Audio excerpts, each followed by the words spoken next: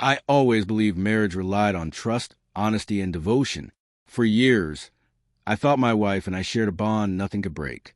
We laughed freely, made plans for the future, and faced hardships together. But slowly, tiny cracks began to appear.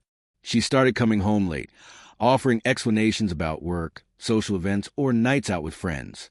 At first, I accepted it. That's what a husband is supposed to do. I told myself she was busy or stressed and refused to become the suspicious man who questions every detail. Still, deep down, something felt off. Unease settled in. I could no longer ignore the warning signs. She treated her phone like a state secret, laughing softly at messages, but locking the screen the instant I entered the room. Her perfume lingered long after she should have returned. She often headed straight for the shower, as if scrubbing away the traces of another life. Even then, I told myself that doubting her was its own betrayal. That belief shattered the night. I finally listened to my instincts. She said she was meeting a friend for drinks. Instead of trusting her, I waited in my car near the bar. My chest sank when I saw her wrapped in another man's arms, kissing him with a fire I had always believed belonged only to me. In that moment, I broke. Every memory, every laugh, every dream we shared felt like a cruel illusion. I drove home in silence, torn between fury and devastation. I had two choices: confront her immediately or let her return home, unaware I already knew the truth. That's when the idea of revenge surfaced, not violent, not loud, but cold and calculated. I wanted her to crawl into our bed, thinking she had hidden everything, only to find her lies already exposed. I spent the night preparing. I printed the photos I had captured. Her kissing him, holding hands, embracing. A double life captured in color and light. Each image was proof. I placed them carefully on her pillow, exactly where her head would rest. Then I wrote a simple note. I know it's over now. My hand shook as I arranged everything. Yet inside, I felt a calm I hadn't known before. The truth didn't need my voice. Hours later, I heard her key in the lock.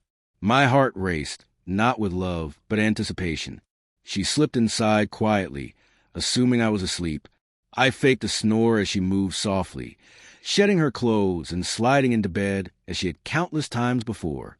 But this night was different. Her fingers brushed against the papers beneath her pillow. Confusion rippled through her movements. She lifted the photos into the glow of her phone. The sharp gasp she let out cut through the silence. Her breathing grew rapid as she flipped through each image, realizing every lie she thought buried had been uncovered. Then she read the note. Her body stiffened beside me, trembling under the weight of exposure.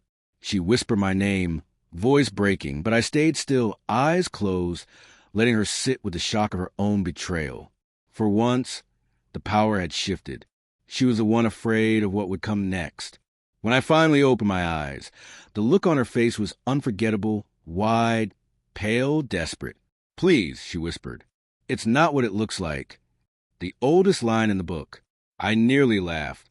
The proof was already in her hands.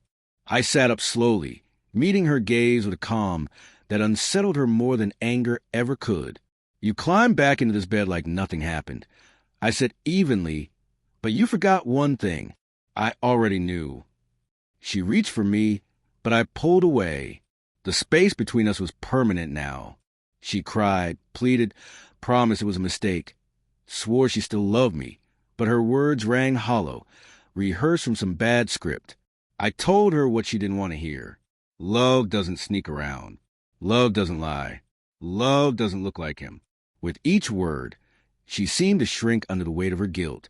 I knew then our marriage was finished. I stood, grabbed the small suitcase I had packed earlier, and headed for the door. She tried to stop me, clutching my arm, but I gently pulled free. "This house, this bed, this life, we built it together," I said. "But you destroyed it the moment you chose him." Her sobs echoed behind me as I walked away. I didn't turn back. For once, I wasn't the one left in pieces. I was choosing myself, claiming my dignity, leaving with my head held high. The next morning, she called, texted, even showed up at my workplace. I ignored every attempt. The photos I left behind spoke for themselves. Enough. There was nothing left to say. She had slipped into our bed, thinking she could live two lives. Instead, she found my revenge waiting. Not rage, not violence, just a truth laid bare.